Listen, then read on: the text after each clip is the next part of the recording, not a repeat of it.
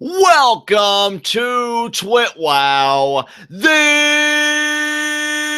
best wrestling podcast made for wrestling fans, by wrestling fans, on the web today. I'm John, that's my cohort and commentary Ashton, and this is our NXT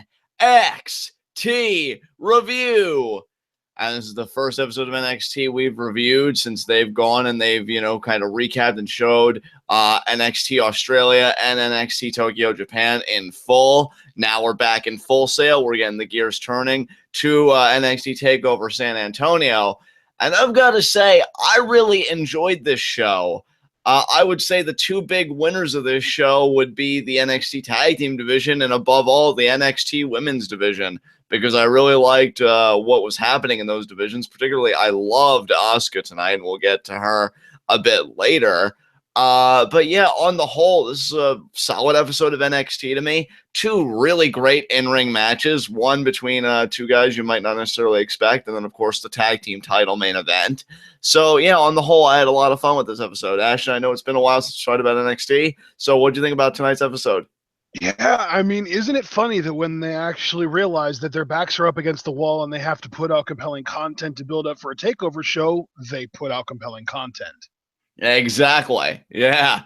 I really like the show. I'm right there with you. I love this show. I thought it was pretty solid from beginning to end. And believe it or not, I actually did spoil myself on these tapings, and this show came off better visually than it did just reading what happened. Right. That happens a lot with me, where I'll read something and I'll be like, but then I'll see it executed and I'm like, oh, okay, I see you, NXT or SmackDown or whatever show it is. But yeah, I mean, this is a solid outing for them, I think. I'm excited to get into it. So with that said, do you have any other preliminary remarks that you want to make? No, I don't think so. I think I'm good to go. All right, then let's get into our first segment, Heat of the Night. I've got no heats tonight. I don't even really have any nitpicks. This is just a good time to me. Ashley, do you have any heats tonight or nitpicks that you want to address? No, I don't think I do, actually. This is a solid show beginning to end. I don't really have anything to complain about. And the one thing that I thought I would complain about came off so well that I can't even complain about it. So let's just get right into it. There you go. So let us get right into our NXT review, and we open up, we got Tom Phillips and Corey Graves, kind of taking us through, again, we're back in Full Sail, and we actually go to video that happened earlier today. Asuka coming back from a press conference. She gets prompted by a reporter. How do you feel about, your match at San Antonio? Here, I was thinking we were going to get an announcement of a match, and we would, just not in the context I thought we would, when she gets ambushed by Billie Peyton and Royce, who really put a hurting on her, throw her up against a tour bus and really beat her down. I think Billie threw a cup at her, and they're just kind of taunting her and laughing at her, getting the numbers game on her. So we segue from that beatdown to Billie and Peyton Royce coming out for tag team action in the women's division. And they're going against, I believe, Casey May and Sarah Bridges, if I'm not mistaken. So Ashton, close. It was Macy Evans and Sarah Bridges. I apologize, Macy Evans. Yes, thank you. So Ashton, I'm going to field it over to you now. What did you think about the beatdown by Billie and Peyton? Kind of intensifying this feud they've got with Asuka, and then the tag team opener that we got here. Yeah, well, as far as the beatdown goes, it was very convincing. I think Billie and Peyton did a great job of just being physical with Asuka and kind of, because the thing with Asuka is everyone that ever works with her, save for Emma when she worked with her, always seems like they don't really hit her anywhere close to as hard as she hits back. And even though I don't think that they necessarily hit as hard as Asuka, they really felt like they were letting her have it in this, rather than kind of the worked kind of stuff that you see from most NXT women. Yeah, I completely agree. I loved just everything that Asuka, the character, went through tonight. And I'm going to have more to say about that in depth when we actually get to our closing segment. So we're quite a ways away from that. But yeah, I agree with you about the beatdown. And what did you think about this tag team match here? The tag match was actually better than I expected, because I have no prior experience with Macy Evans And I am well aware of Sarah. What was her name? Sarah Bridges. And the only reason I struggle to come up with her name is because I know that they once called her Sarah Dobson, and that she's most commonly known as Crazy Mary Dobson. And even she surprised me here because I had never really been all that impressed by her, and she was surprisingly over in this, and she showed some good fire in this match, I thought. And I mean, Billie and Peyton are just exquisite as a team. I love them; they're amazing. But yeah, this was a solid match, and the finish was clever. I like that they kind of protected Sarah Bridges in a way because she is signed, and she is probably going to be a relatively big deal someday. But yeah, they had a ref distraction, an eye rake, and then Peyton grabbed her by the head and kind of bulldogged her onto Billie Kay's knee for the win. And okay, I'm gonna kind of go backwards a little bit. First and foremost, I love that double team finisher of Billie and Peyton. For the record, I think it's unique. I like the look of it, and I can buy it as a match ender because you're talking about a face coming in contact full force with a knee. I can buy it. Second of all, I'd be remiss. I mean, obviously, we know Sarah Bridges, Scum Squad member and loyal TWitWoW fan, Brandon Best.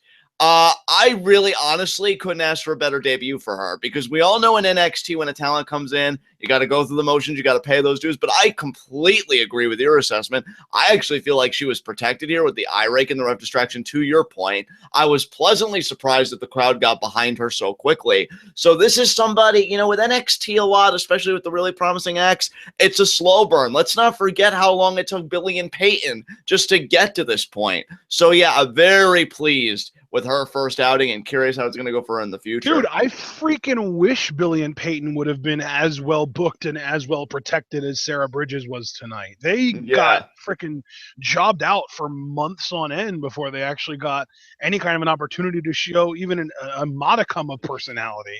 Oh, certainly. And that's why I'm saying, to all Sarah Bridges fans, and again, of course, particularly Brandon, not to be like, because this is what happens. This is called taking the journey, paying the dues, all that good shit. And the right team certainly went over here. I am a huge fan of everything Billie and Peyton are doing. I am so thankful they are getting this time to shine, and they own it. It's like you could say, oh, they're the mean girls, but I think there's so much more personality than that. Yeah, they are the heels, and they do think they're better than everybody, but the way they carry it, there's that air of believability that doesn't feel forced to me. And I think I really like that. So, after the match and that just amazing double team with the bulldog on the knee, they get microphones and they're pretty much, and see, this is what I find intriguing. There's never any individuating. They're pretty much saying, Asuka, do you think we're tough enough now?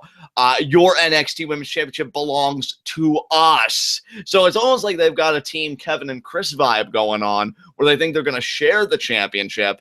You got to wonder how that's going to play out in San Antonio, but we'll get more into that later. But then, Ashton, Asuka tries to come out because she's not done. She wants some of Billie and Peyton. What did you think about everything that ensued here?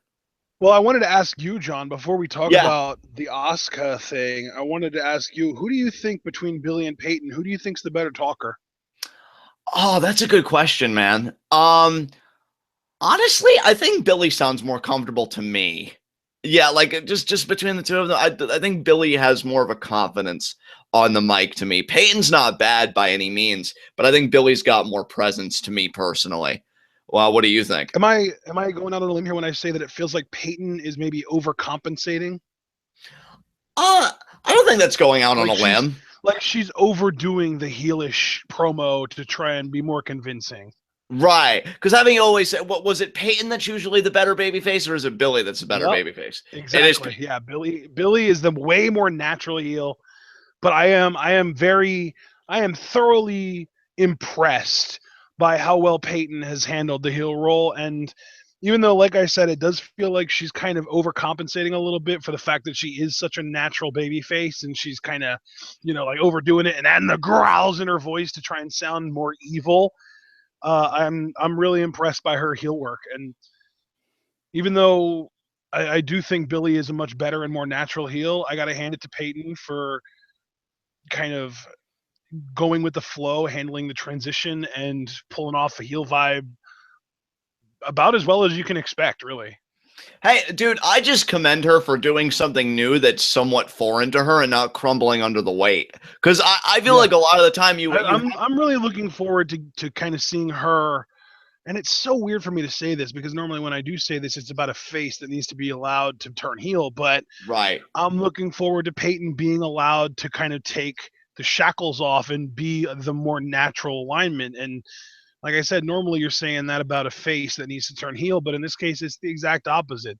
This is a heel who's doing solid work, but could be doing great work as a baby face. Oh yeah, and dude, here's the thing: if they play their cards right with this, Peyton can have that turn at the expense of Billie Kay, and that could be the first program. And Right. I'm thinking distant future on That that, right obviously. there is like NXT Women's Championship worthy of a feud. Oh, absolutely. And that's why I'm saying, like, you have it long term. You have the NXT Women's Championship as the centerpiece. Payne will get her moment. And that's the thing. Like, I commend her for even doing this I'd like because to see even with people, if they're gonna. Here's my thing. I don't think Billie or Peyton is going to win the NXT Women's Championship match at Takeover San Antonio. So let me just right? get that out of the way first. So then what I'm going to say is the only other two options then would be Asuka retaining and Nikki Cross winning the title. And I think if Asuka retains, it's going to end up being Ember Moon that takes the title off of her. But if Nikki Cross wins, they might just put the title right back on Asuka. But either way, I feel like the NXT Women's Championship is on a path right now where roads end at Ember Moon. She's the one. She is like put her up on a pedestal because she's the one that is like I would put money on her winning the NXT Women's Championship at a takeover this year before or at Brooklyn 3. Yeah. I mean, and I've been in complete agreement with you on that. You're not going to get any Right, but dissension from me I now. said that to say something else. I said that because I think it would be really cool if Billie and Peyton stay in NXT long enough for this to happen. If Billie ends up being the one to eventually take the title off of Ember Moon, and then it transitions into a Billie versus Peyton feud with Peyton getting to be the babyface. And see, what I love about that is that you're talking full circle on all levels because Billie was Ember Moon's takeover debut. And then Billie comes back and Yeah. she takes the title off of her. I love how that works on so many levels. I mean, yeah, man, look, anything's possible. I just, there are very few people to me that can pull off both alignments. And even then, there's always going to be a preference. Like the example that's been on my mind in the last few minutes. I mean, Jericho's one. I was thinking Edge because I loved Edge as a babyface as a kid. But as a heel, he was freaking brilliant. And it's just undeniable how great of a heel he is. But, Peyton, I hope she gets her time to shine as a babyface and, really show everybody what she can do. Asuka tried showing people what she can do. She got shut down. Then Nikki Cross. I'd see. Here's the thing with Nikki Cross, because I know you and I have talked about her, and I've had some TwitWoW fans come in like to me on Twitter, like Caltech Star comes to mind, is like, oh, I don't mind Nikki Cross so much. I like her. Like And that's the thing, like with this segment, I love this segment exclusively because I'm really excited about the fact that they're giving a worker the quality of Nikki Cross an opportunity like this. Yes.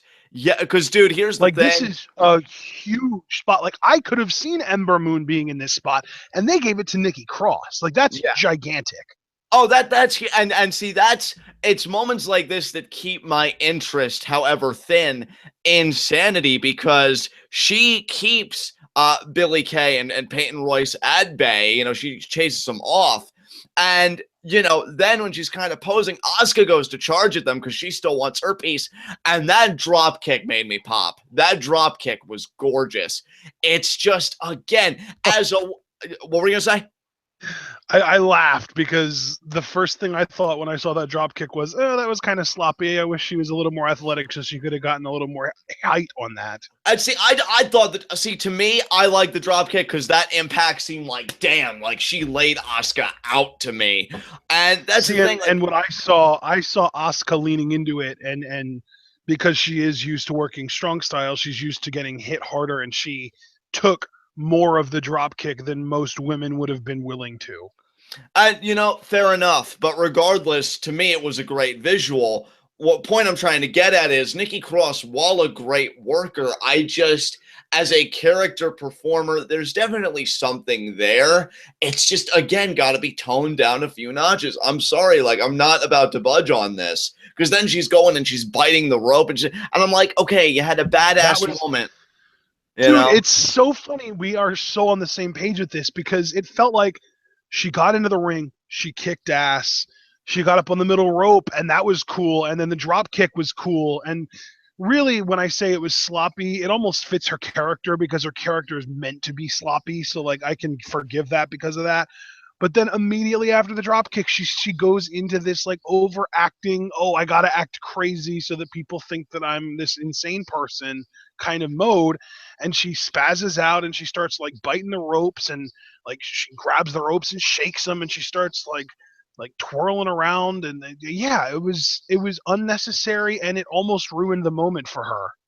Yeah, and that's such a shame, right? Because it's such a great atmosphere and everything. And then I see her hamming it up, and I'm like, I would have much preferred if you just stared down Asuka, maybe even mocked her little smile that she does, and walk off. Like, no need to bite the ropes and pose and this and that, because it's almost like you're self-indulging in the fact that you were a badass for a few seconds. And I even hate saying it like that, because I enjoyed the moment, but then you do all that and it does kind of take me out of it. I like Nikki Cross, and I want to like her more than I'm liking her right now. I can't get there right now. And it's really frustrating. But yeah, I mean, great moment nonetheless. I am full attention again on the women's division, which is great. And there's so much more I want to say about it. But again, I'm going to save it for later segments. So any other remarks you have about this whole thing? Is it strange to anyone else how much they're withholding Ember Moon? Dude, I'm glad you brought that up, because you said something earlier in our discussion, like she's like all roads lead back to her. You said like she's the chosen one. To me, they're certainly treating her like it, because with how little like she's promoted, like when she comes on the scene, it's probably going to be a huge deal when the dust settles in San Antonio if we don't see her before that. Yeah, like even tonight, even though, like I said, I did read the spoilers and I knew Nikki Cross was getting involved in the women's title scene, even tonight, when Billie and Peyton were beating down Asuka, I had this vision of like the lights going out and Ember's music playing and her coming down to save Asuka. And like, even just the idea of that tag team match of her and Asuka versus Billie and Peyton gives me freaking goosebumps and shivers. And like, there's a lot there. There's a lot to kind of work with there, and it's just weird to me that Ember Moon is almost an afterthought if you only pay attention to what you see on TV. Like, she had her match at Brooklyn, and I think she's had like 3 matches since then on TV. Yeah. Really, she really hasn't been even like the match that she had in Toronto was a 6-woman tag match. Right. So it's and really she felt like an afterthought in that too, because the big story there was Daria. Right. Yeah. Which is really weird when you say it aloud, but I mean it's true. It's just weird to me, because like you would really think that like they would be teasing like, oh man, like I feel like Nikki Cross is getting the push that they originally intended for Ember Moon, and now they're like pulling back on Ember Moon and putting Nikki in that spot instead.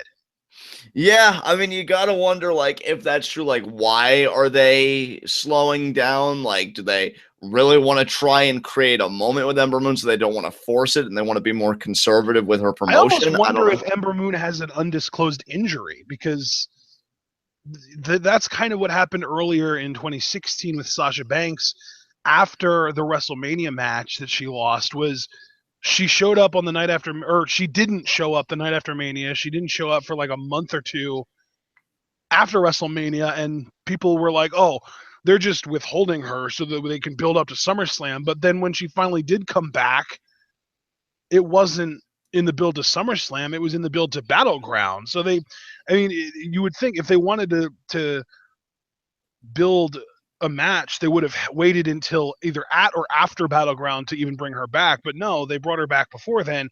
And then it was revealed by like Dave Meltzer and some inside sources that, yeah, she was injured. So I wonder if that's what's going on with Ember Moon right now. And that may very well be. When was, because I know they were like re-showing it last week, but when did NXT Australia actually take place? Because I know she had a triple threat match on that show against Liv Morgan. 3 weeks ago, I think.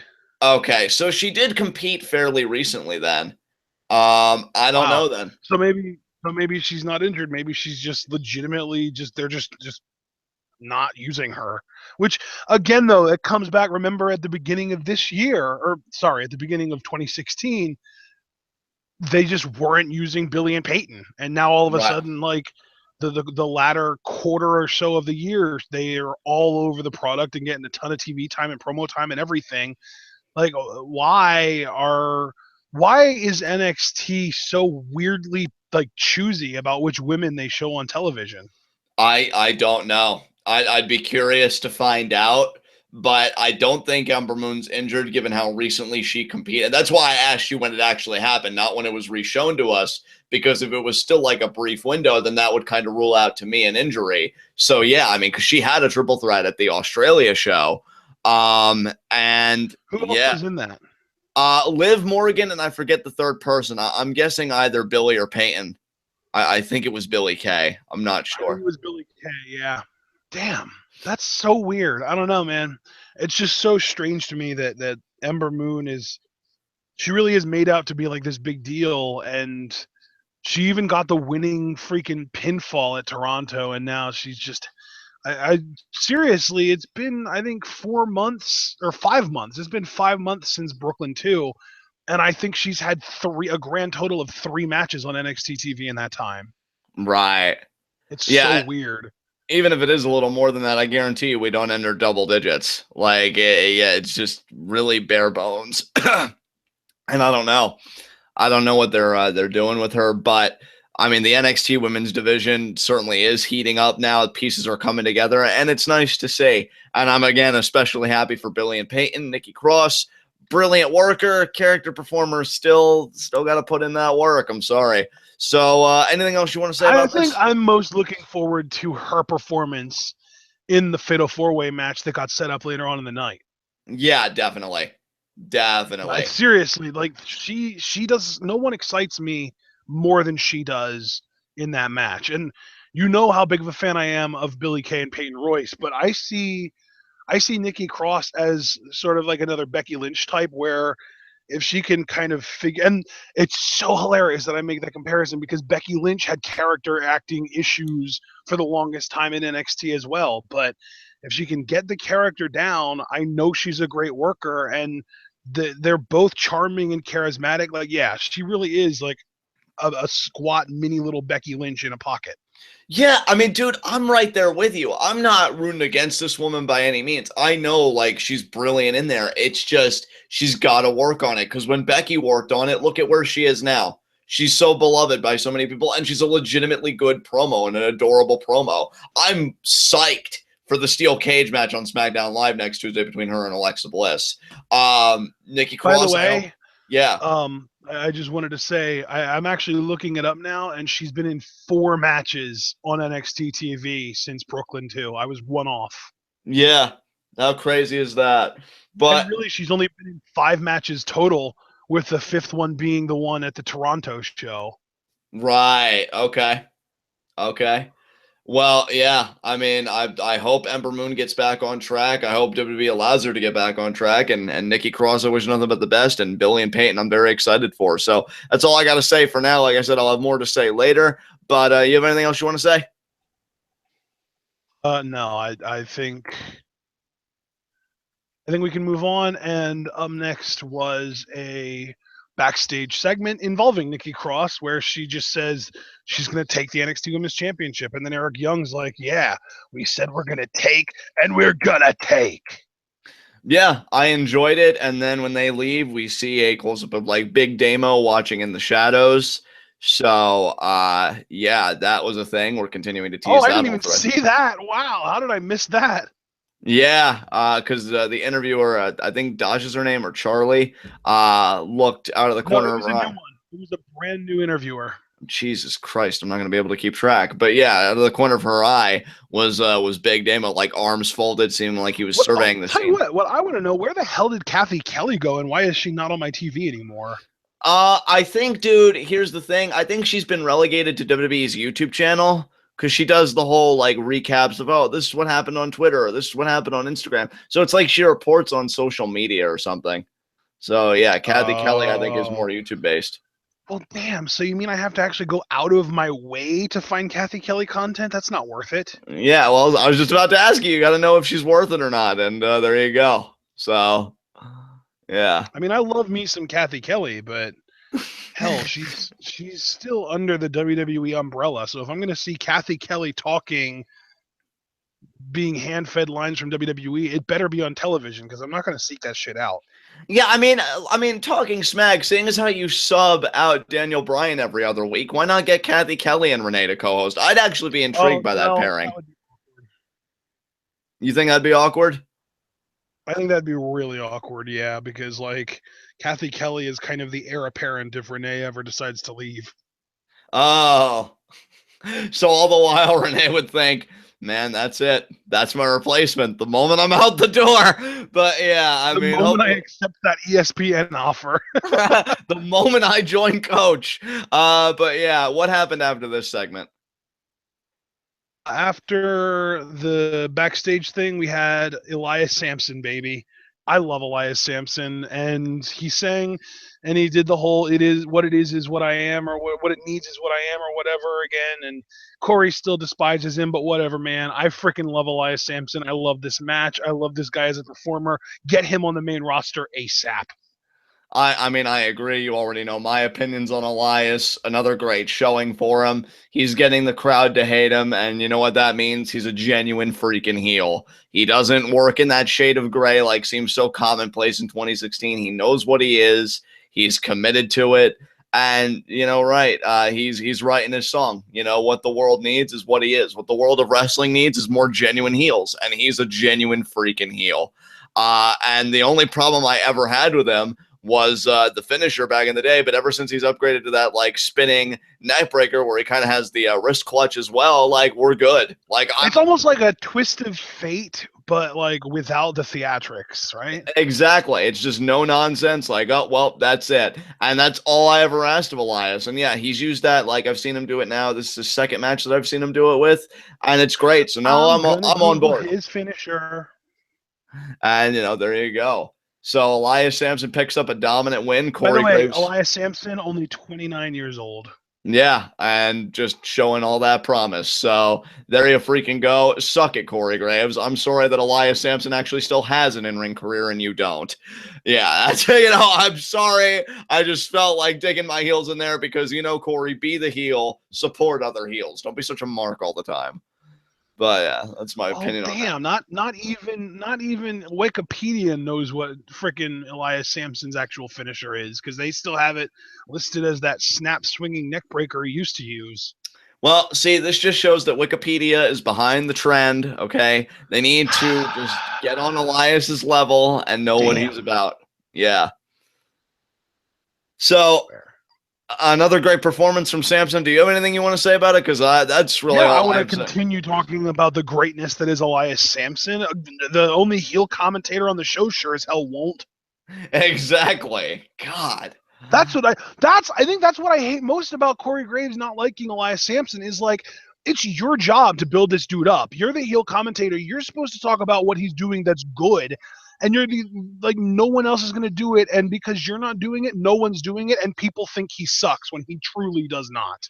You know, it makes me think about, and I know this is an odd parallel, but it makes me think about when MVP debuted, and this was Bradshaw's first commentary run when he was actually good, and I really enjoyed him, but he was, like, shitting all over MVP, but then one random episode of SmackDown, like, he changed his tune, and even, like, narratively, because Cole called him out, he's like, well, what happened? Did he buy you dinner? And then JBL's just like, actually, yes, he did. So I'm waiting for that moment with Corey Graves. Like, he just starts suddenly talking great about Elias and Tom Phillips, because you know he doesn't take that shit. He's going to be like, oh, well, Corey, what about all that time you bashed him and everything. And he'll be like, I'll have you know, Phillips, I attended a Samson concert and it was amazing. I even got front row tickets. I want that moment to happen so badly. Get out of your own way, Corey. Get out of your own way. Oh, God. Yeah, I mean, again, biggest compliment I could give Elias is if he came along in the era of NXT when it was dominated by Bo Dallas and Neville and those guys, he would have already had his NXT championship run, and I'm guessing he would have held that son of a bitch for months. Like, he would have been a champion a lot like Bo Dallas was, where it seemed like nobody could beat him. But unfortunately, in this age where like all these indie stars, and not just indie stars, but prominent freaking indie stars and mainstream stars from other promotions like New Japan and TNA and all this stuff, like Joe and Nakamura and all that shit have come into the fray, it just makes Elias Samson seem like another competitor, which I obviously think he's more than that, but, you know, you get my point. It sucks. It's just frustrating because, like I said, the perception of it has a lot to do with what people think, you know, and even people that like to call themselves smart fans or smarks or internet marks or whatever you want to call them get worked by the on-screen narrative, and the on-screen narrative is basically Elias Samson sucks, and people believe that even though he's a really good worker. Like, he's better than Damien Sandow, you guys, and nobody realizes it yet. Yeah, I mean, his promos elicit tons of heat. He works so crisp in the ring to me, throws a very convincing knee.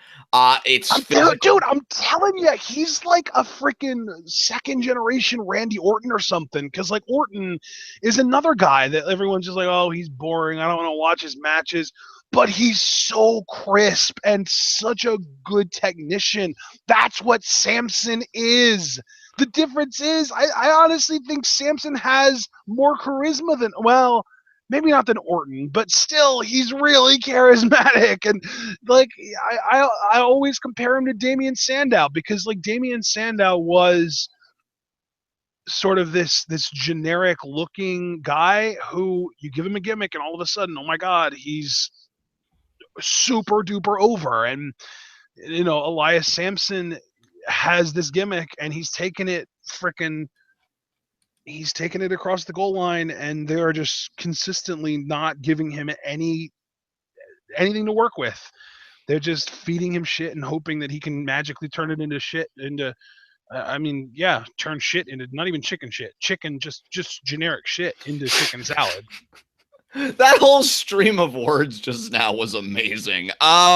Yeah, I mean, dude, my thing with Elias, and we've talked about him extensively and we'll continue to because it seems like nobody else is doing their damn job.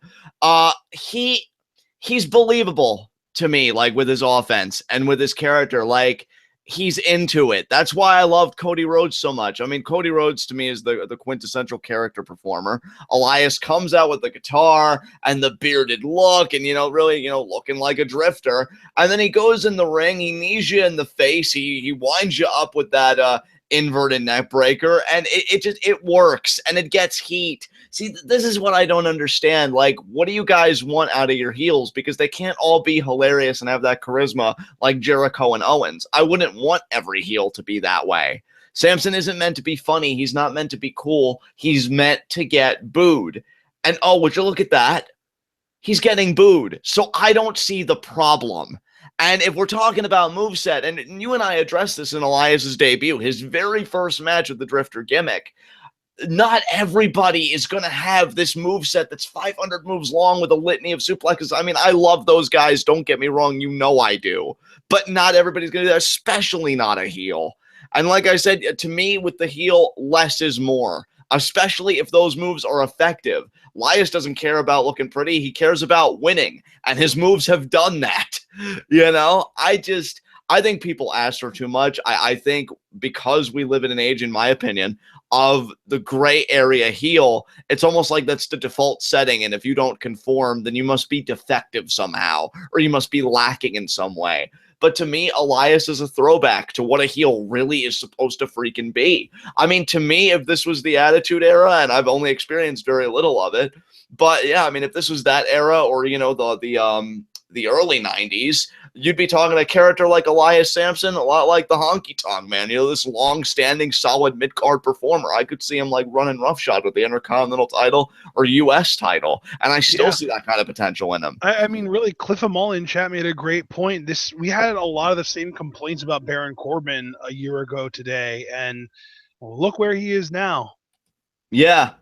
I mean, you're talking about a guy that can potentially, and I cannot emphasize that word enough, knowing WWE and knowing where their priorities are, but Baron Corbin could have a pretty sweet fucking WrestleMania 33, depending on how... I think the even bigger difference between Samson and Corbin is that Corbin was always treated as super credible, whereas Samson, really, I mean, he doesn't get any kind of credit from anybody who talks on NXT. Like, you don't see anybody on commentary say, wow, this Elias Samson is really impressive. You don't hear Regal ever talk about him. It really is, and really it's just, with Samson, he just goes out there and proves that he's great.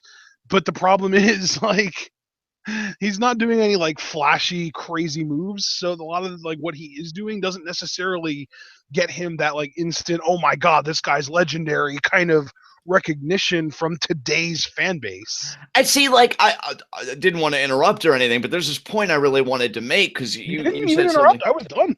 Excellent. Because I would never want to, do that.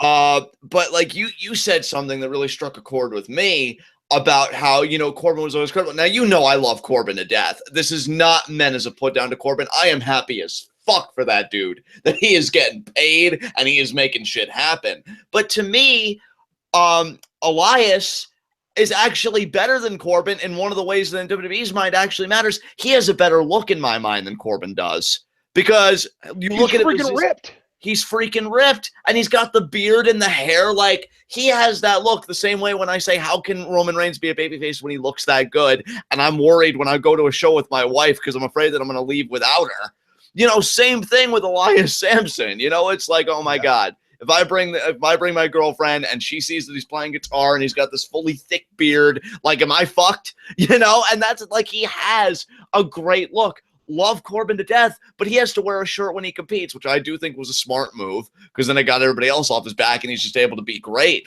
But Elias Samson is able to go in there and just do his thing with the physique he has. So you're talking about a guy, to me, that checks every box. You don't even need to make any modifications, however slight, like you had to do with Corbin. Again, super happy for the dude. And yet it's dude, like...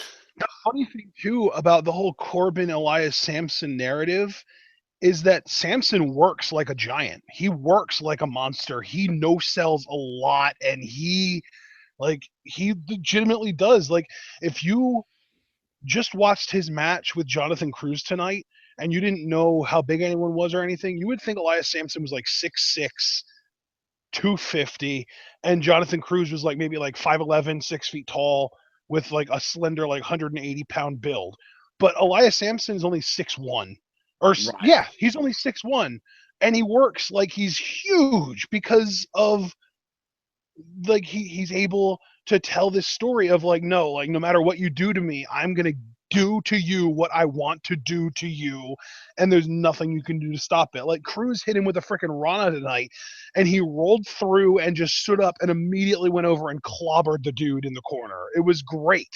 Yeah, he didn't give no fucks. And Cruz actually like tried hitting him a few times, like in the chest, and Samson looked insulted. Like, are you serious? And then he took his damn head off. Like, that's what I'm saying though. Like, Samson could really be just about anything you wanted him to be. Like, if you want him to be a high flyer, his finisher used to be an elbow drop off the top rope.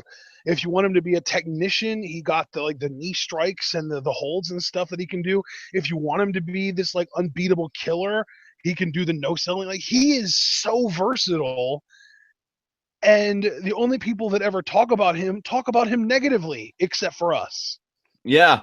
I mean, you are talking about a guy that, at least from an in-ring perspective, to me seems like one of the most complete performers NXT has on tap that didn't come from somewhere else. And that's what boggles my mind too. Like, this is why I don't even really try and pay much mind to dirt sheets anymore, except as like an entertainment kind of thing. Because if you're talking, oh, well, WWE like believes this and that, like sometimes when I think about the homegrown narrative, it really has like a striking like discord when you look at a guy like Elias Samson, who is that homegrown, totally organic from our developmental system, and is actually great fucking fruit, right? But no, we're gonna go with Nakamura and Strong and like all these people, and that's not a put down on those guys, because actually I think those guys should be doing better things, but you know, there it is. That's why I make a comparison between old school NXT and this new age we find ourselves in, because yeah, Elias Samson in a different time would have been NXT champion. He would have been that heel carrying the main events. And instead, it's like he exists in a vacuum where they only acknowledge his existence when he competes. And again, to your point, when they do, it's purely in the negative. Just boggles my damn mind. Yeah. I think it really does kind of boil down to our mindset being so different, because a lot of people look at what they're presented with and they take that for just kind of what it is. And they see, okay, Elias Samson is supposed to be a drifter, but he dresses up in relatively nice clothes. He has all these freaking bandanas around his wrists. He has a nice guitar. He's on the NXT payroll. This gimmick is stupid, and there's nothing super overly impressive about his in-ring work, so why should I care? Oh, and by the way, Corey Graves, who is like the cool guy commentator, hates him. So it's cool to hate Elias Samson, therefore I hate Elias Samson. Right. But what we do is we say, okay, what can this guy do? And what can he do? Well, he can cut a decent promo. He does have an awesome look. He does have a pretty decent singing voice, whether you want to admit it or not. He can throw some awesome knee strikes. He is competent in the ring, and he can play a character. And those are all some of the most important elements to being a big-time name in the WWE system. Right. Yeah, man. Like other people take it's like they look at it as a flat image. They see exactly what is presented and nothing more. We take that image, and rather than flattening it and just taking it for what it is, we look at the layers. We look at what makes that image. We look at the traits that go into creating what we're seeing on TV. We break it down. Is this person a good promo, or is it just a well-written promo by the writing team that they're delivering at an average capacity, or in Charlotte's case, a below average capacity, or that kind of thing. We really do. We break down traits rather than just looking at sort of what's presented. And I think that's what separates us from every other wrestling reviewer or analyst or whatever the hell you want to call it, is that rather than just saying, oh, Elias Samson is a heel and Corey Graves hates him, so he sucks. No, we look at it and we say, well, Corey Graves is the one making the mistake here. He should change what he's doing because of this other stuff, Right. Yeah, so, man. Nothing more I can say than that. I was just really like watching Samson tonight frustrated me, not because he frustrated me, but because of how good he is and how much shit he gets. Right. So I just wanted to really get that off my chest. But up next, we get a pretty solid match between him and Cruz. He does win with that. I think it's like a rolling cutter. Right, yeah. So we'll just call it that, I guess. And then we get our third match of the night immediately after this, which was, I think, the other match that you mentioned that was really good tonight. Andrade Cien Almas versus Oney Lorcan, number 3, I believe, because the first one was for the spot in the 4-way match, and then the second one was at the Melbourne show. Yeah. And it's been quite a series. I mean, this was a really fun match. I hope Oney Lorcan gets promoted more in the future. He seemed to connect really well as a babyface. Andrade, obviously, love him as a heel. Love what he's doing and bringing to the table. Really physical bout between these two guys, and I loved just some of the heel work of Andrade in this match. Outside of his usual stuff, one of my favorite spots was I thought he was going to go for the knees, because he actually has kept the knees as a heel, but instead he fakes out Oney and the crowd and just slaps Oney Lorcan in the face. I like that Oney Lorcan kept trying for that half Nelson suplex, to get his momentum going, but Andrade tried resisting. And really, I thought they did a good job of protecting Oney Lorcan in this match because he gets into it with the referee for whatever reason. I guess he wanted to stay on the attack, and the ref wanted to create distance because it's like, hey, you know, I got to check on Andrade. And he drop kicks Oney Lorcan in the knee, and then that sets up for the hammerlock DDT that he does. And I like the promo afterwards. It seemed a bit like disjointed, and I didn't like that he constantly like told the crowd to like shut up, but not in like a heelish. It almost kind of reminded me of Charlotte and what we criticize her for. But he did essentially get to the point where like Oney Lorcan, you know, he's done. Now on to Roderick Strong. I am fucking stoked for an Andrade Cien Almas Roderick Strong feud. If for no other reason, the in-ring work that's going to ensue. I see some great freaking matches. I hope, and I think they will be, have a match at Takeover San Antonio, because I think that'll be one of the highlights of that takeover, maybe even kind of the sleeper of the show that people kind of overlook in favor of the main event or you know, tag title match or the women's match. Like, that's going to be the show that, to me, I'm going to keep a keen eye out for. So what did you think about this match, and what do you think about the idea that Andrade has moved on to Roderick Strong? I must have missed that because I saw the Oney Lorcan stuff and I saw the post-match promo, but I didn't see anything involving Roderick Strong. Well, see, here's the thing. Corey Graves said, you're lucky I speak Spanish, Phillips, because he, and then Corey Graves mentioned Roderick Strong. And that's the thing. That's kind of what, you know, made me arch my eyebrow, which makes sense because keep in mind, in the Fatal 4-Way, who eliminated Andrade? Roderick Strong. Roddy. Yeah, of course. I love that. Yeah. I mean, I'm the only reason I'm even saying anything other than just marking out over the idea of this match happening is because I was unsure that it was happening. But now that I know that Corey said something and that it's almost definitely happening, I'm really excited because these guys are probably going to steal the show if they do get a singles match against each other at San Antonio.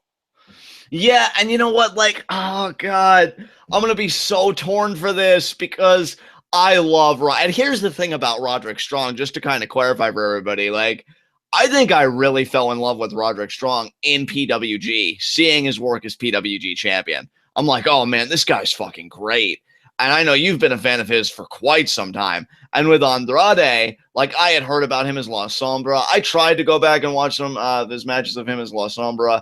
Couldn't really get into it. Not really him. I just don't really know. I felt kind of a disconnect for whatever reason. I'm just enjoying him as heel, like Andrade now. I'm going to be so torn. What I would recommend, if you want to find some La Sombra stuff that you'll actually be interested in, first of all, see if you can find the introduction of Los Ingobernables, like the first time that they came together, because it was almost like a Nexus moment where it was like him and Rush and I think one other guy, and they just tore everyone apart and like the ring and everything. It was great. And then if you can find the Naito segment where he joins Los Ingobernables, because that was great as well, and La Sombra was in that. And then I would also say, if you can, find anything between La Sombra and either Kamaitachi or Dragon Lee, because those guys are great. All right, I will. Maybe even this weekend I will, because, yeah, I love Andrade to death. I'm not going to know who to root for, but to be honest, if you put me at gunpoint right now and you said, John, pick one, I'd pick Andrade. I think the world of the guy. I want to see him do so much this year. And much like Elias, I don't think he'll achieve it because just came in at the wrong age, man. It sucks, but maybe Andrade will prove me wrong. I think he's brilliant. I love Roddy to death, too. What do you mean when you say came in at the wrong age? Well, I mean, I'm just saying, like, I would love to see Andrade as NXT champion, but again, we're in an age of, like, all these more seasoned indie guys, and I know Andrade's a big deal, but, like, you see him... yeah, like, he is a seasoned indie guy. Yeah, I mean, yeah, like, he doesn't have a huge name like Bobby Roode or anything. And that's the thing, like, because he doesn't have a huge name, and because, like, all of his prior work doesn't even get that much built up on commentary or whatever, I do put him in that same category, if only by a very slim margin. And that sucks because I think, again, like, I see Andrade as a guy that's, well, to use the old adage, always the bridesmaid, never the bride. I could see him competing for the NXT championship. I could see him being #1 contender a lot, but never actually getting a full-blown run. And that yeah, it just kind of disappoints me because I love his I don't work. know, man. With WWE being kind of cooled off on guys like Kalisto and Sin Cara and Alberto Del Rio being out of the company, I could see Cien getting a big push as like the top Mexican star, as a top Hispanic draw. Dude, let me tell you something, and I'm not even kidding you about this. Andrade on SmackDown Live, and with anybody I like, spoiler alert, it's always going to be SmackDown Live. I could see him doing big things. I could see him as like that Money in the Bank winner kind of guy, and then getting a title win via cash in or some shit. Like, I could actually see him doing big stuff on the main roster. He is just, to me, so fascinating because he's so good, and yet because it is WWE, I have all of those, like, already instilled like reservations, like, oh, how would they use him? You know, is the look okay and this and that? But I feel like he's got everything to be that star. And you're so right. You know, with Alberto Del Rio out of the company, they need that big Hispanic draw. Kalisto clearly isn't going to do it. I don't think they have anybody that can really do it. Andrade, I think, can do it. And I think he's 10 times the performer that Del Rio ever was. And that's just me being honest. Like, the matches that Andrade's been having since being heel, I've been more into those matches than really any of Del Rio's body of work, except maybe his matches with John Cena. But I think that's more on Cena looking back than Del Rio. Andrade, I just think, is brilliant, and I want nothing but the best for him. So I'll definitely be rooting for him against Strong, even though I think Strong's going to go over. So them's the breaks. Yeah, it's so funny because like the last I remember seeing La Sombra was the CML 82nd anniversary show where he lost his mask to Atlantis. Like, it was like this weird fateful night when you and I were, I don't even remember. I think we were watching like New Japan or something like that, and we were on Taima, and they were showing this CMLL show. Actually, I think it was one of the nights that we decided to like be masochists and watch a TNA pay-per-view, and we had that on. And then next thing you know, it was over, and we were delirious, and I was just like, oh, I think I'm gonna stay on this site and watch this CMLL show. And then the main event ended up being Atlantis versus La Sombra. So it was like this fateful thing where it was like, oh my God, I'm going to get to see this guy who's getting signed by WWE. And he was awesome. And it was against Atlantis, who's like 60 years old. Holy fucking shit. Okay, So he's not actually 60, but he is like 56. yeah, I mean, no, dude, all the same. He's even older than that. He was 50. He'll be 56. Okay, so he's 55. He's 54, but still, he was all the same. Yeah, that's yeah. ridiculous. The fact that La Sombra was able to put literally half his age, because Andrade is only 27 years old. He's super young. Yeah, I mean, and that. Wait, how old did you say Andrade was again? 27. Holy fuck, and so good. And Yeah. so good. Dude, I'm telling you, man, it is a great fucking time for me because now that Mundo's gotten his title run, and if you remember in the big promo, of course, I wouldn't blame anybody if they couldn't really remember many things because it was a half hour fucking long. I said that I could really embrace the future, and I'm looking at guys, dude, like Kenny Omega and Andrade, and I'm thinking, yeah, I'm fucking set for the next few years. I'm good. And Mundo isn't even out the door, and I've already got things set up like Mundo's fucking there, Omega, Andrade, like, I love so many people right now, and it feels so good. And the only infuriating thing is I want them to have everything. Everything! But all in due time. So, really excited for Andrade Roddy. Hopefully, it's a good series of matches. You know, I really want to see what those two can do together, and it'll probably start at San Antonio. But what came after this, brother? Something inferior, probably. Yeah, No. probably. Tom Phillips did a sit-down interview with Nakamura, and he just asked him about Bobby Roode, and he said, oh, he's good-looking, and he's well-dressed, but he's not strong. He's not king. And then Phillips hands him a ticket that Bobby Roode gave him to give to Nakamura, and it's a ticket from NXT TakeOver Dallas. And I just thought that was really strange because if you remember back, that was the first time we saw Bobby Roode at an NXT event. He was in the crowd, and it was Nakamura's debut match, so they have a connection there. Yeah. And you know what? I got to give NXT credit because here's the thing. I mean, yes, you guys have all heard I'm a Bobby Roode fan. I'll be honest, though, I think I'm starting to get over it a little bit. Because, I mean, again, now that we've talked about Elias and Andrade, I'm really starting to get a little bitter. Like, wait a minute, the fuck is this shit? Dude, But, honestly, if it wasn't for Charlotte, Bobby Roode would have been my worst heel 2016 because he doesn't get freaking booed. he really doesn't. And it's a shame because I don't think Bobby's a shit worker by any means, and I think he tries. I just think it's a combination of you gave him too good of a theme and Full Sail's just awful. Like, I don't know. But Dude, it's not just, I mean, Brooklyn was singing his song. It's not like Full Sail is the only problem. that is true. Yeah, so it really does go back to, you really screwed the pooch there with the theme. And you know what though? I guarantee you the moment they don't hear that theme, you could even do a fake out with the piano. Like do the piano, but then do a completely different theme after that. The boos would probably be fucking raucous. They should just, I mean, CFOs just of a theme song and copies and pastes it 5 times anyway. You could just take the piano and copy it and then paste it and have that be the entire theme song, and it would piss people off, and it would actually be a pretty decent standalone theme song at the same time. Yeah. It would be good for a heel because it would be like low toned and like down to earth and minor key and kind of creepy even a little bit. So yeah, that would be great. Yeah, I will give NXT credit though for making the narrative a bit more intriguing with the introduction of like this ticket and trying to establish this history. I do find that to be a bit clever, so that this isn't just a standard, oh, I'm this dick mule and you have something I want, the NXT championship, and then Nakamura with all of his swagger is like, okay, try and take it, and then you get kneed in the face at the end, on to the next one.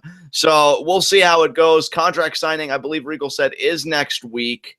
We'll get to that segment later because I'm excited to talk about that. But yeah, Nakamura's promo, straightforward. I like how he said Bobby Roode was good looking, but he's not king. Nakamura never changed. But yeah, another great promo from Nakamura. Good looking. Good looking, but he not king. And just I fucking love Nakamura, man. Nakamura too is like, man, you can't have him talk that much. His talking isn't what's going to get him over. Like, you've got one of the best workers on the planet, and he is another one like freaking Ember Moon, except even worse because he's actually a champion. I feel like he's worked like 4 or 5 televised matches since Brooklyn 2. What the hell, man? Yeah, dude, I don't know. Maybe in NXT's mind, it's like less is more. So when you do see them, you know it's a big deal. And with Nakamura, I could actually buy that logic. Dude, I get less is more, and I know you know that I know that because we've always praised NXT for having a roster rotation. But the thing is, your champions cannot be missing for more than like 2 weeks in a row. Right. And I would agree with you there. Champions, this is the big deal on your show. And you only have 3 champions, so every single week we should be seeing at least one of the champions on your show. Right. Yeah. And I don't know, man. I just, you know how I feel about Nakamura. I know how you feel about Nakamura. It was a solid promo, but all I keep thinking about is Nakamura versus AJ Styles, WrestleMania 34 or 35, whenever. Like, that's what I want for him. But no, he gets Bobby Roode in San Antonio, which admittedly will probably be a great crowd because I think Texas has been good to NXT. They've been a very lively crowd. Hopefully San Antonio can live up to what Dallas has done, given those great reactions. But yeah, it's just like Nakamura, no matter where you compete, you're always going to be better than where you're competing that night. And that's just going to be the same thing. It's actually, it's funny because I underestimated by 1 with Ember Moon. I overestimated with Nakamura. He's actually only had 2 non-takeover televised matches since Brooklyn 2. Right. Now, I'm sorry, but you didn't sign this guy to talk. You didn't sign this guy because he's a freaking advocate for the freaking company. You signed Shinsuke Nakamura because you know that he is a draw as an in-ring competitor. What good is he doing if he's not competing in the ring? Yeah, I mean, I would legitimately be curious about Takeover attendance with Nakamura defending the championship, because maybe that's where they want him to be the draw to bolster eyes both in network subscriptions and live attendance for takeovers. Well, that's the thing. Like, they're abusing this dude. Like, he's constantly working matches, but they're never on TV. Like, he's wrestling in front of like 600 people at Citrus Springs for like going literally. I'm reading the NXT house shows, and Citrus Springs is one of them. I'm not even joking. I'm not exaggerating. Right. Like, since Takeover Brooklyn 2, I'm just going to read his singles matches, because if I read all of his matches, we'll be here for the next 10 minutes. So since Takeover Brooklyn 2, where he beat Joe for the title, he's faced Steve Cutler on an NXT episode, Wesley Blake at a Citrus Springs house show, Andrade Cien Almas at a Jacksonville house show, Bobby Roode at a Bakersfield house show, and then the Joe Toronto match. And these are, again, I'm just reading singles matches. There's a shit ton of tag matches he's in too. Patrick Clark at an NXT taping that was in a dark match. What the hell is the point of having a dark match at a TV taping? With Shinsuke Nakamura. Right, yeah. Nakamura versus Joe in the Osaka event, and then Nakamura versus Joe in the Melbourne event. And the Melbourne event was actually over a month ago, I'm seeing here. But then Nakamura versus Rude at a Las Vegas show. So he's wrestled 9 matches since Brooklyn 2. One of them has been televised, and the other was at Toronto. And I guess you could count the 2 matches with Joe in Osaka and Melbourne as televised too. So technically that makes it 3 televised matches plus the Toronto match. That's unbelievably horrible. You couldn't misuse Nakamura more if someone went up to you and said, hey, I bet you can't misuse Nakamura more than this. Man, I think you running that list down said it all. I really can't add anything. Bobby Roode, yeah. We've already had an ample discussions on here about how stupid it is that NXT kind of doubles as a brand in and of itself with the touring dates and the house shows and stuff, and a developmental territory. When you've got Nakamura in the same ring as the dude that injured Hideo Itami in a tag match, you know something is wrong. Yeah. Yeah. Because I'm not joking when I tell you there was an NXT Largo show back in September that was an intergender match. It was Asuka, Nakamura, and Dillinger versus Billie Kay, Riddick Moss, and Wesley Blake. Goddamn.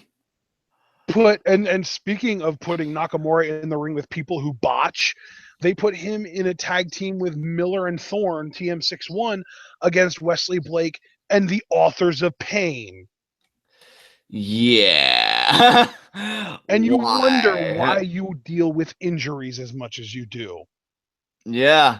And that, again, and we've touched on this, especially because I was really angry when Hideo got injured again because of Riddick Moss. Like, I actually took that episode to rant and just pour my heart out how fucking bad I felt for Hideo, because, I mean, you're talking about a Japanese star, much like Nakamura, had to come to America, uproot his family, and for what? So he'd get, his neck injured, folded up like an accordion by somebody who's green as goose shit.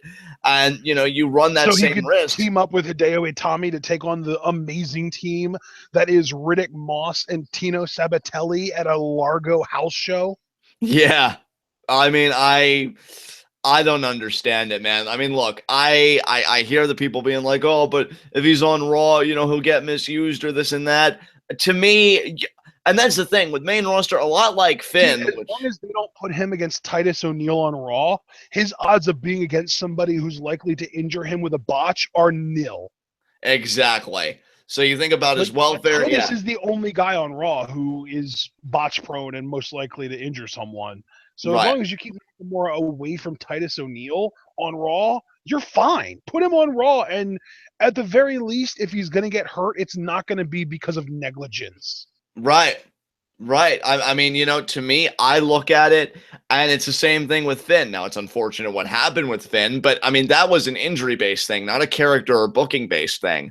I put Nakamura in the same category as Finn, where you'd have to actively try to fuck Nakamura up, because he just commands the stage. He has that charisma that is undeniable.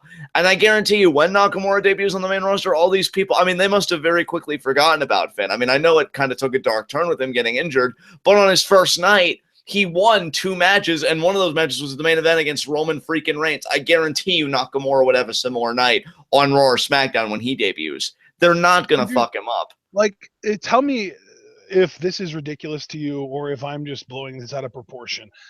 Hideo Itami was injured by Riddick Moss on October 1st. So we're over 3 months now since then. And okay, so that was on October 1st. On November 12th, we had an 8-person tag match where Nakamura teamed up with Daria Baronato, Otis Dozovic, and Tucker Knight to take on the team of Bobby Roode, Mandy Rose, Tino Sabatelli, and yet again, Riddick Moss. This is a month after Hideo got injured by Riddick Moss, and you're still putting Nakamura in the ring with him. Yeah. Oh my god. And why didn't Riddick Moss get benched? That's what I don't understand. I mean, unless somebody tore him a new asshole and then just sent him with that. But like, to ask Hideo how that feels that the guy who injured him is still competing while he's nursing that wound. And did Hideo even make it to Japan for the show? Because I know he said he wanted to be back by then. He hasn't wrestled since October 1st. Yeah, so he missed it. He missed it. The one show he really wanted to be at. And he even said I don't know if you saw the video, but the video when he said he had to take himself out of the Dusty Rhodes Tag Team Classic and then he was sorry he got injured again, he said, but I promised to make it to Japan. And he didn't make it. Like, that tears me up inside in ways I can't even articulate. That is so fucking sad. And you're talking about, that's fucking Kenta. The original GTS, right? This big fucking deal. And he gets injured by a guy who's green as goose shit. And you're putting Nakamura and other people in the same ring as that guy. Tag matches or not, a risk is a risk is a risk. Like, why are these guys not making the green where they belong on the main roster? I mean, and hell, like, look, I used to really love NXT. Now I'm just kind of like, I enjoy it, but I don't have the fervor that I used to have about it. And clearly I'm not alone because I'm seeing a lot of anti-NXT sentiment in the chat. But, like, goddamn, I remember one, like, tweet exchange that Tyler Breeze had with fans. And one fan was like, oh, Tyler, don't you miss NXT? And he's like, no, man, I just went to the bank today. I'm good. Like, he gets freaking paid. That's what I want for Nakamura and Hideo, to get freaking paid the big money doing the big matches. You're not going to draw competing with Riddick Moss. You should be talking about your first WrestleMania against AJ Styles or John Cena or whatever the fuck. Oh, my God. And then I swear to God, if the report comes out that Nakamura got hurt, I will take bitches. Because oh, my God. It's just ridiculous. Ridiculous. But we're here. I mean, thankfully, the November show was the last time, unless you count Patrick Clark on November 30th. But really, then that would be the last time that he was in the ring with somebody that I would consider green. Because since then, he's been working Dash Wilder and Dawson, which is great. He's been working Joe. He's been working Rude, Andrade, Elias, Samson. That's pretty much the roster of guys that he's been going against since November. Except for just recently, there was an NXT Largo show where he teamed up with DIY to take on Sanity, which was Eric Young, sure, but then also Alexander Wolf and Big Damo. But, like, again, if you're going to put him through all this, and it goes back to your original point, bringing it full circle, why the fuck are none of these matches on TV? Like, even you saying, it's funny because Andrade versus Nakamura, the one La Sombra match I tried to watch, I don't know if commentary or what threw me off, it was La Sombra versus Nakamura. So, like, two really big guys, right, working with each other. Andrade and Nakamura, if that's not worthy of main eventing NXT TV, nothing is. Notice I didn't say TakeOver, NXT TV. He needs to be on TV more, going back to our original point. Why wasn't that on there? That 6-man tag, that's amazing. You promote all your champions, you get, like, the high-profile contenders. That's great. But no, it's freaking house shows. Like, why? Why? I'm just in general just kind of grossed out by the idea that they've got these huge names in NXT. And I mean, you could even include Rude and Joe and Eric Young and Andrade, etc. But you've got these huge names in NXT, and all these house shows busting their asses in front of 500 people to make NXT a few extra dollars, when at the end of the day, NXT is still going to be in the red regardless. Like, WWE doesn't want NXT to be a big money draw. They want NXT to be a developmental territory. So the hell are you wasting these guys on house shows? Like, sure, let them show up, let them maybe like cut a promo and then sign autographs afterwards, but there's no reason for these guys to be in the freaking ring working 15, 20-minute matches, busting their asses for 500 people. Makes no freaking sense. No, it's for fucking peanuts, dude. And it's funny because when I was younger, I'd always hear people say, "Oh, you know, a lot of the time the house show is better than the actual product." Well, I can fucking see why in NXT's case. You listing off those matches, and I'm like, wait a minute, house shows are getting that. Yeah, and we haven't seen Nakamura in an NXT TV match since August. That's ridiculous. That's ridiculous. Nothing more I can really say. I feel like at least on my side, I talked it to death. I'm angry about Hideo all over again, realizing that he missed Japan, and now I miss him all over again. So thanks for that, NXT. And Nakamura, I can only hope that he stays healthy for as long as he's champion. And I know that sounds like a really fucked up thing to say. That's not me being Johnny Scumbag. That's me being genuinely concerned, knowing that he's working nothing but house shows with people that really could legitimately hurt him. Anything else you want to say?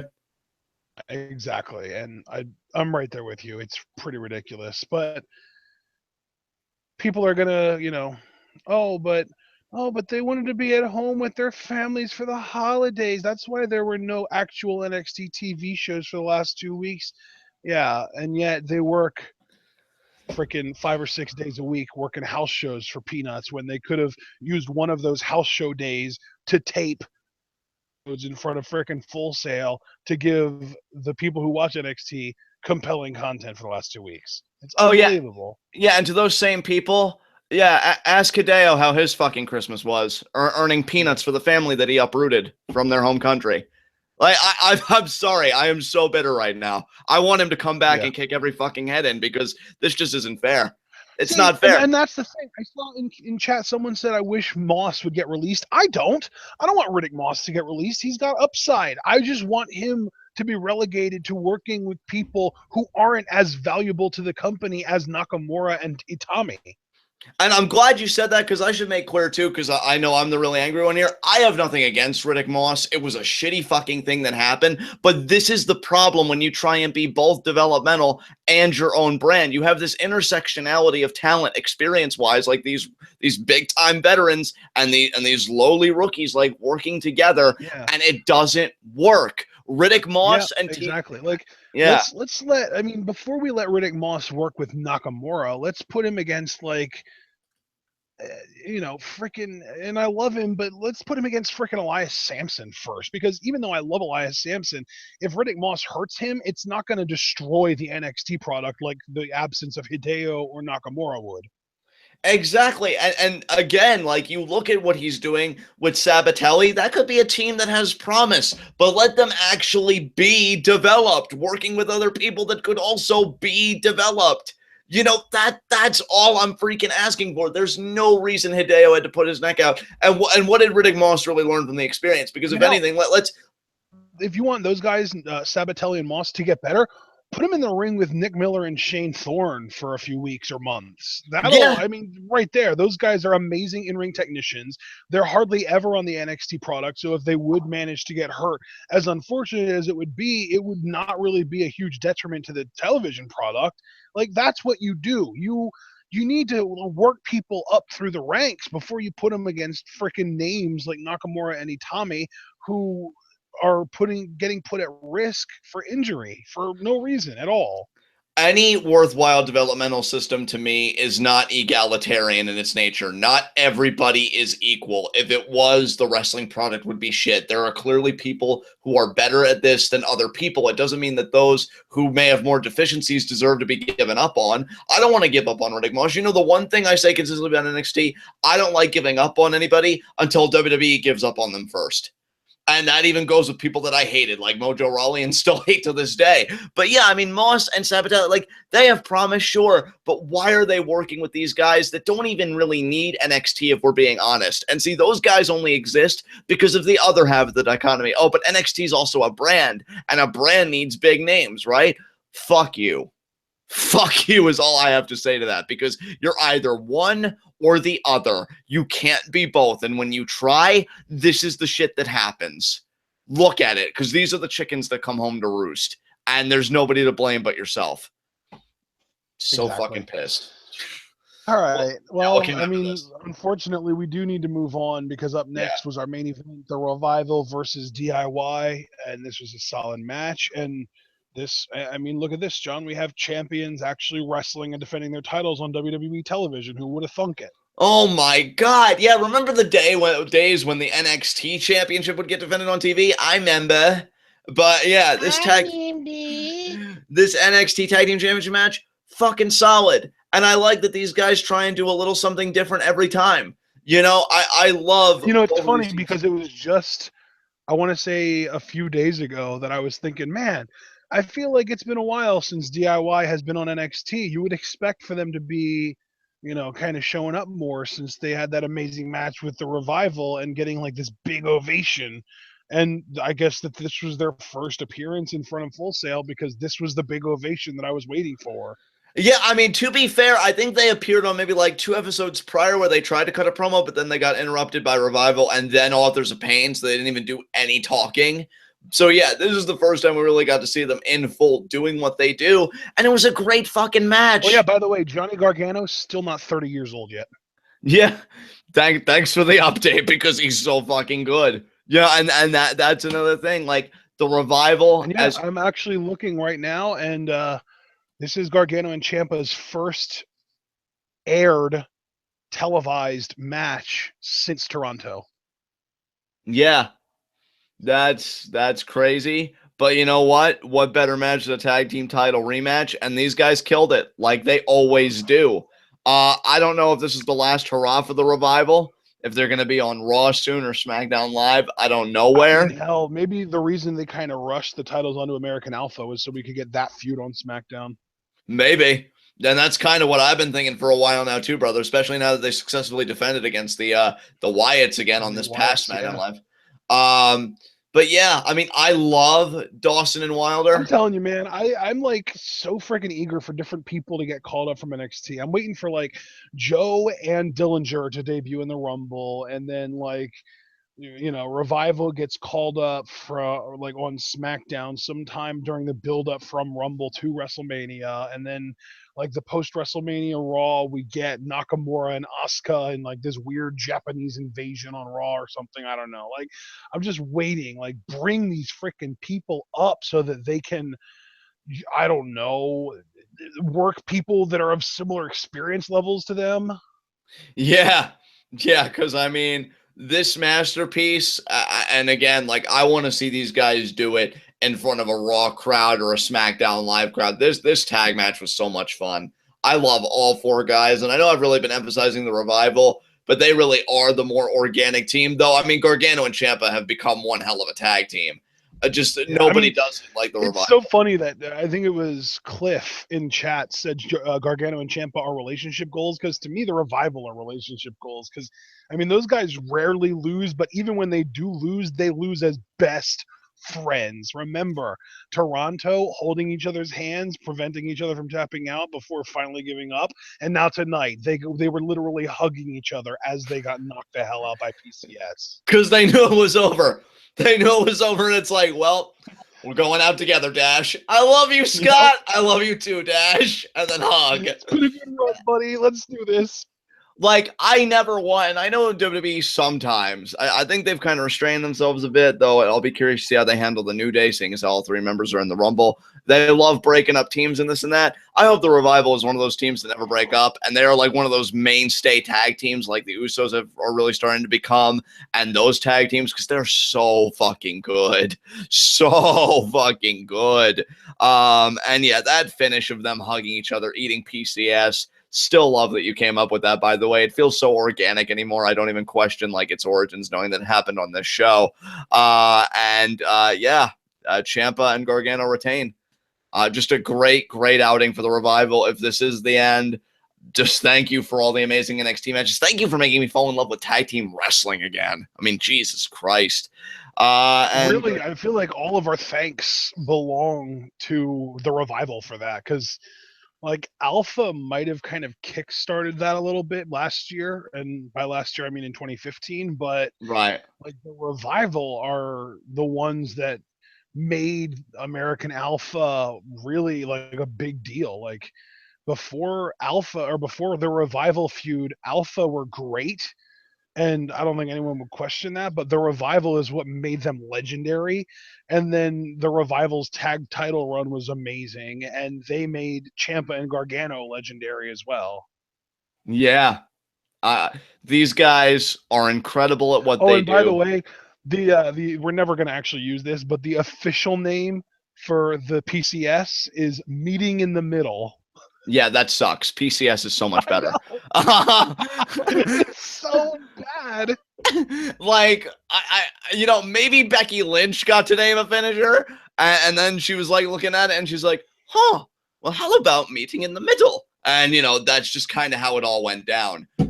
So if it was you, Becky, no, that was your first and only shot. You failed. I'm not even going to do full-blown fail bomb because I don't want to hurt your feelings. But why are you bringing Becky Lynch into this? She's so much better than this. It just feels kind of punny to me. Like, Meeting in the middle when they're in the middle in the ring. About this, they're just like in the middle of the ring, and it's meeting in the middle. I don't know. I think it's just kind of a play on words kind of thing.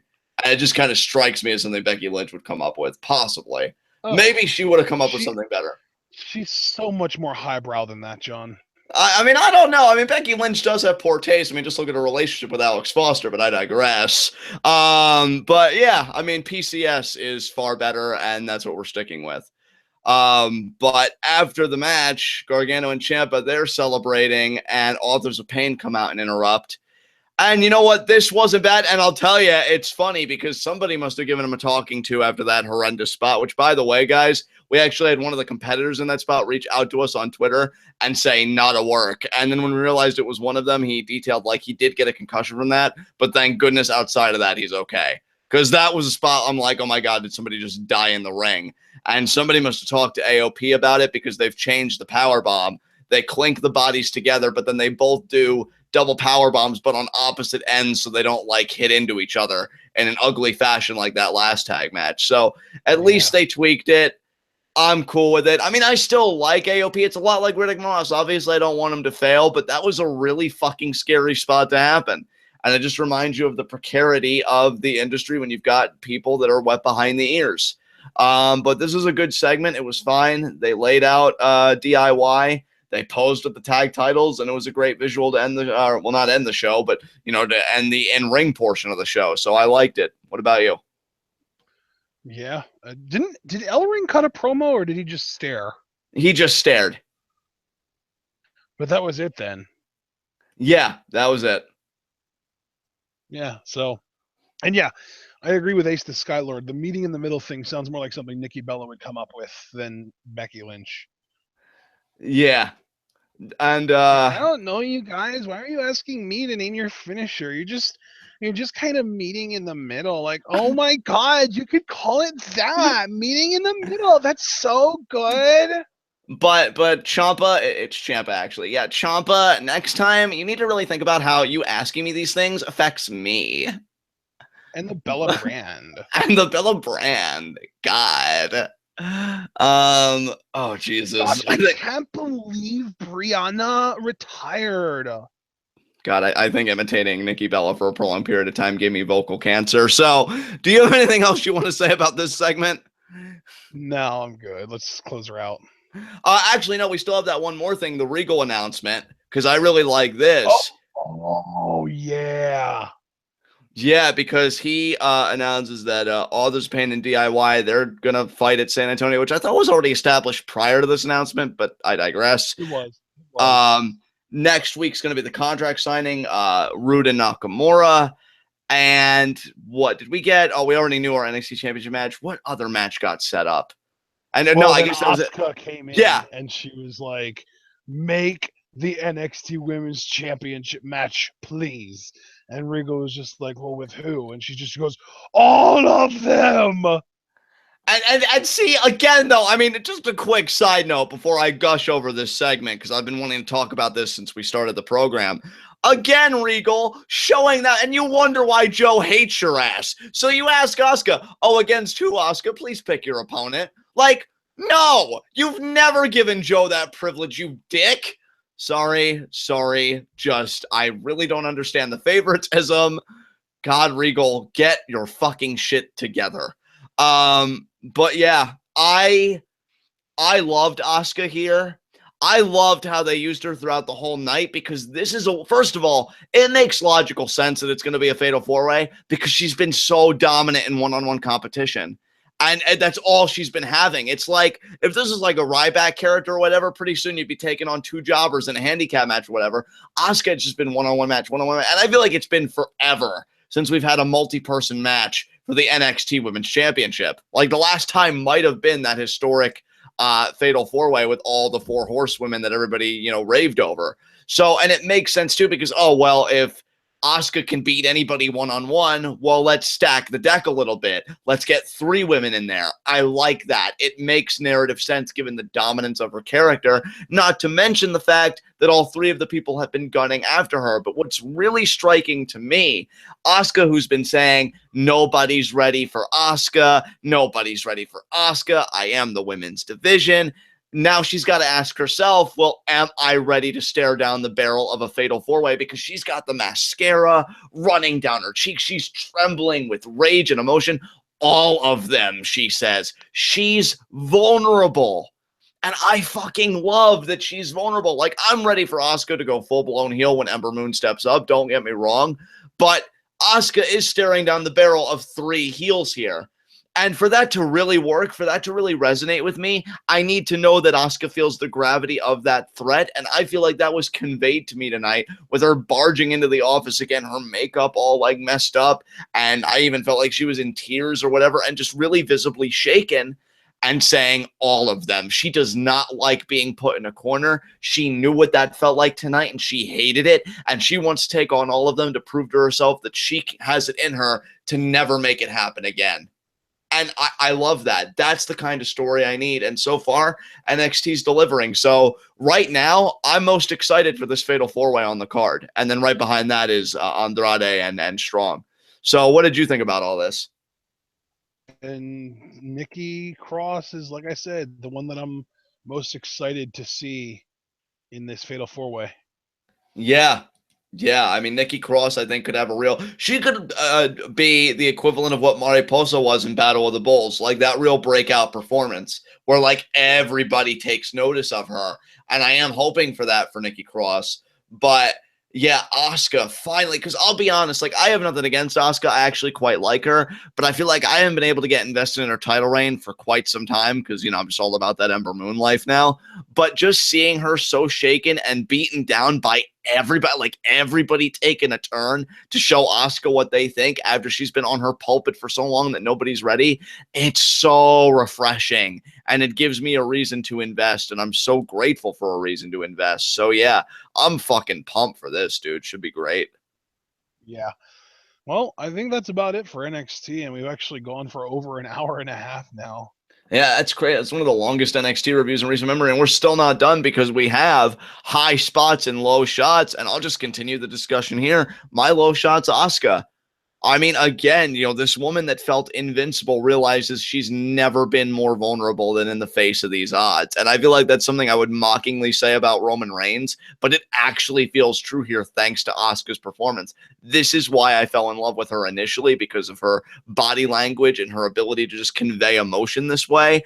And, now she does it on the other end of the spectrum, not delight or, oh, look at the terror I'm going to unleash, but vulnerability. And it's such a relief to me that she can effectively convey that. But yeah, definitely my low shot because she got beat down by everybody tonight. Asuka versus everyone. Exactly. Well, oh man, my low shot is going to have to be Oney Lorcan because he was feeling himself a little bit. He put on a good show and he beat Andrade in Melbourne, but he just couldn't pull off the prove it match where if you lose it proves that you were a fluke. So I guess Oney Lorcan's one win over Andrade was a fluke. Yeah, I mean, I guess so. Oney Lorcan coming out on the losing end. But you know what? That transitions perfectly into my high spot because I'm going to make Andrade my high spot. Because you know what? He beats Oney Lorcan. He gets back to his winning ways on current television, which we covered. So as far as our canon goes, Andrade's still on kind of a roll since the fatal four-way that unfortunately was the first man eliminated, but he hopes to rectify that too because after that win, he gets on the mic and he calls Roderick Strong out. I love it. I love this confidence and this arrogance, and I'm better than everybody and tranquilo, and I own it. And oh God, Andrade never changed. Yeah, buddy. Silencio. Yeah, that's right. That's right. Who's your high spot? I love his theme song. That's why it was my theme song of the year 2016. My high spot, though, has got to go to Elias Samson because I don't think I praised anybody more than him on this show, and I've got to just cap it off with the high spot. And all the while, Gargano and Champ are just like, but we retained our titles. But you're not as cool. Okay, you are as cool. Admittedly, let's just all come in for a group hug. But you got the hell beat out of you by the Authors of Pain. That is true. Yeah, you almost had it. You were running away with it, and then Authors of Pain just snuffed you out like that. Yeah. Oh man. So with that said, Ashton, I'll leave it to you since Google Hangouts is a whore and I can't do my outro, or at least this part of it. So you can wrap it up for us here. All right, guys. Well, we're going to be closing things out here. Make sure to check out our Patreon. That's patreon.com/TWitWoW.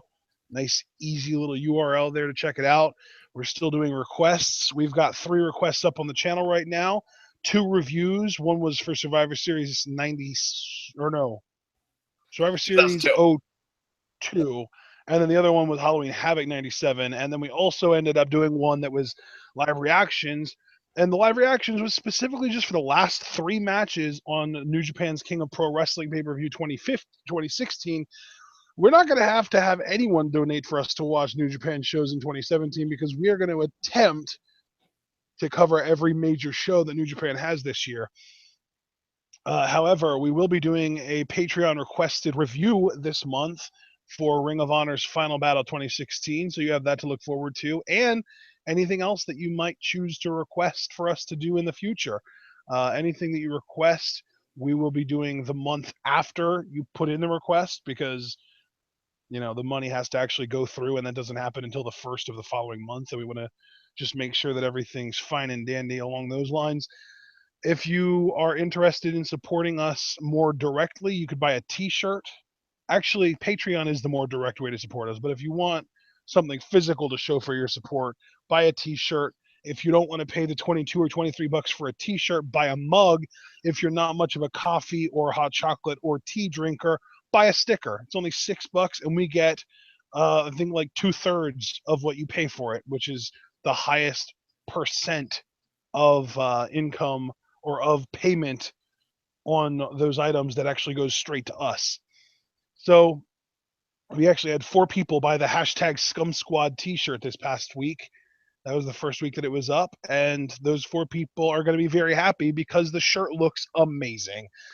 We also have Q&A coming up on the 27th. Make sure to submit your questions. You can submit up to 3 questions, and out of those questions, you can ask either one of us specifically or just both of us. And at that point, you might as well just be asking 6 questions and cheating the system, and that's definitely something that I would do because I like to min-max. So, as far as social media goes, make sure to check out both of us on Twitter. John is at John_TwitWoW. I am at Apond404. That's APOND404.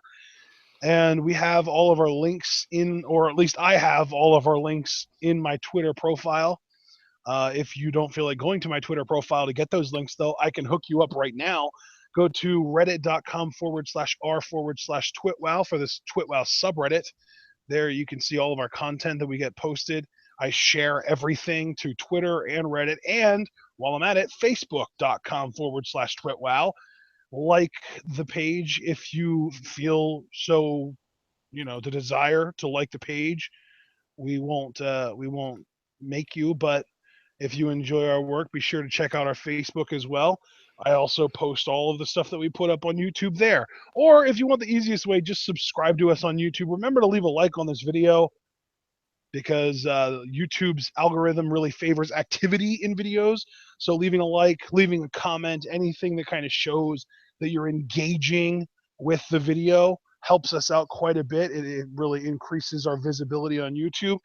And I believe that is about it. So, ladies and gentlemen, hopefully you guys enjoyed our discussions that we had tonight. I know we went a lot longer than usual for our NXT review, and that's because it was the first NXT back from, quite a while, because the last time that they actually put effort into this show was in like October. So it's been quite a while, maybe November, but yeah, it's been quite a while. So we are going to see you guys. John, what's our next video? Probably next Lucha, right? Yeah. No, there is no next Lucha. Oh my God. So next week's NXT is our next show, isn't it? I mean, let me ask you something, brothers. Did you already have that slip? Is the withdrawal already starting to get to you a little bit? A little bit, but I'm going to try and ignore it for now. Let's just move on. I mean, I'm sort of itching my palm a little bit, full disclosure. But one thing that could get me off on my lips, so you can. But just to kind of deviate from that, I don't know if he's still in chat, and if he is, he's a fucking trooper for going this long. But on the Scum Squad t-shirts, which I urge everybody to buy, or any Scum Squad merch you already promoted, it's kind of my baby, so I wanted to give it a second plug. I saw Cliff in that shirt. Cliff, to say you looked absolutely dapper would be a gross understatement, and you were rocking that shirt with a 100% shoulder, I might add. So, yeah, guys, look at Cliff as your model. He looked absolutely excellent, and so can you. But if that's not your thing, order a mug, because that's definitely what I'm going to be getting. I'm going to get hooked up real good. Drink all those babyface tears. So, yeah. This has been NXT. This has been TWitWoW, the best wrestling podcast made for wrestling fans, by wrestling fans, on the web today. I'm John. That's my cohort in commentary, Ashton. And guys, he already did a magnificent. Oh, am I really now? Well, yeah, you are. But you already did a magnificent outro. Ooh, indeed. But you already did a magnificent outro, so I ain't gonna taint it. But what I will say is, guys, we will see you for the next one. We know next week again, contract signing, Rude Nakamura. And is it gonna be glorious? No. But the TWitWoW review will be, and that's all that matters. So until then, guys. Yeah, it's crazy because the next 2 weeks we're gonna be, or actually, you know what? We are going to be doing the ROH Final Battle review. We'll probably do that next Thursday. Does that sound fair to you, John? That sounds more than fair to me, good sir. I look forward to this Patreon review. We thank anybody who really digs down and donates. It means the world to us. I mean, our TWitWoW fan base is fucking incredible. I appreciate every last one of you guys. And we just thank you for enduring NXT with us and for enjoying our reviews. And we will see you for the next one. No, and what I was going to even say then, though, is that we have the Patreon review for Ring of Honor next week, but other than that, the only show that we're going to be reviewing for the next 2 weeks is NXT, and then when the Royal Rumble kicks in, big time. And actually, John, I've been thinking. I know we have Royal Rumble, and we're going to do Royal Rumble preview predictions on. Oh shit. Well. Normally we would do them on a Friday before the show, but that's our Q&A Friday, so we're probably going to end up doing them on either Thursday or Saturday that week. I have no clue, but what I was going to suggest is, do you remember how back in the day we used to do our fantasy booking from Rumble to Mania in a video? Yeah. Would you like to do that this year? I'd love to do that this year. If our TWitWoW fan base is down for it, I mean, absolutely. I think we could have a lot of fun with that. Do you feel like 4 days is enough time for you to prepare for that video? Oh, 4 day. Ooh, I'd really have to put in the work, but I think I could manage, dude. I think I could get it done. All right. The only reason I'm hesitant about the 4 days versus the 11 days, because I'm not sure. This is going to sound ridiculously selfish, but I'm not sure if the Falcons game, if they win this coming weekend, if it'll be on Saturday or Sunday. So I'm actually going to look that up because. What, you mean this upcoming game? Because I can tell you that's Saturday against the Seahawks. Or do you mean after the fact? No, I mean if they win that game, when the NFC Championship game will be, I think. Right. On a Sunday, so that'll kind of suck. So yeah, how about this coming Sunday? Do you want to do the fantasy booking Royal Rumble to WrestleMania video? Sure. I mean, I've already got one of my main event feuds in mind already, so I could piece it together. Because I know it's not too crazily in depth, so yeah, I could pull it off in 4 days. All right. I think we're gonna do that, guys. So we're not gonna be able to have a whole ton of content, but we're gonna add that video. We're gonna have the ROH review, obviously not tomorrow, but the following Thursday. And of course, 2 NXT reviews, and then the Rumble starts, and then after that, we're back to reviewing Raws and SmackDowns every week. So hopefully you guys look forward to that. And John, you can finish your outro now. I don't even really know my plan. Oh, yeah, I was just going to say, I guess we'll see you in 4 days. And I was going to say originally we'll see you for the next NXT review. But now you'll see us Sunday for our fantasy booking Rumble to Mania. It should be very interesting, especially, hey, guys, if you've never really seen Ashton Fantasy Book Pillar to Post, you're in for a freaking treat. I love this guy's mind. I can listen to it all day. Me, we'll probably get a few good laughs, but hopefully you're laughing with me and not at me, because if you laugh at me, I'll definitely have a complex. No pressure, though. So we'll see you Sunday. It should be a hell of a lot of fun. And until then, to our loyal fan base, love you guys so much. Tune in. Peace out. Scum Squad 444 life.